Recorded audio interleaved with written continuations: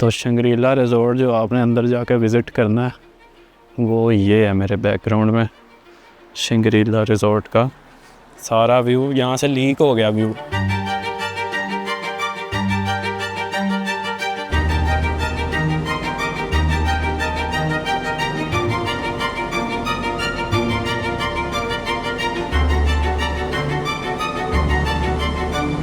ये रोड आगे सीधा अपर कचूरा लेक की तरफ जाता है और इस रोड से पहले जो पीछे मेरे बैकग्राउंड में है ना, ये बैकग्राउंड में इसका लोअर कचूरा का जो शंग्रीला रिज़ॉर्ट का गेट है वो है। रिज़ॉर्ट के गेट से थोड़ा ऊपर आ गए तो बिल्कुल आप शंग्रीला रिज़ॉर्ट वाला गेट क्रॉस करके थोड़ा सा ही ऊपर आएँ तो साइड पे कहीं आप गाड़ी पार्किंग पे लगा लें और फिर यहाँ से मैं आपको दिखाऊँगा कि सारा शंग्रीला रिज़ॉर्ट का जो व्यू है कि हम लोग जो है वो शंग्रीला रिज़ॉर्ट पर पर्सन 1500 रुपीज़ चार्जेज़ हैं कि 1500 रुपये दे के आप जाएँ शंग्रीला रिज़ॉर्ट। हम 5 लोग हैं तो आप देख लें कि कितना हमारा जो है वो एक्सपेंस आ रहा है।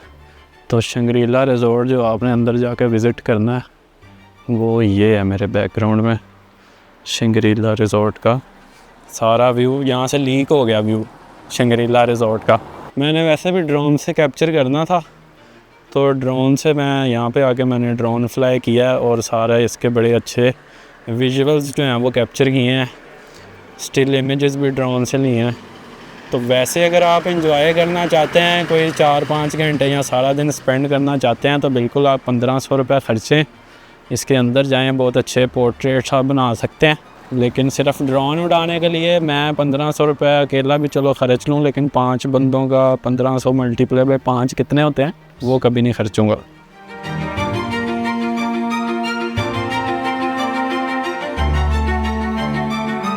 ₹1500 इसके जो है पर पर्सन चार्जेज़ हैं।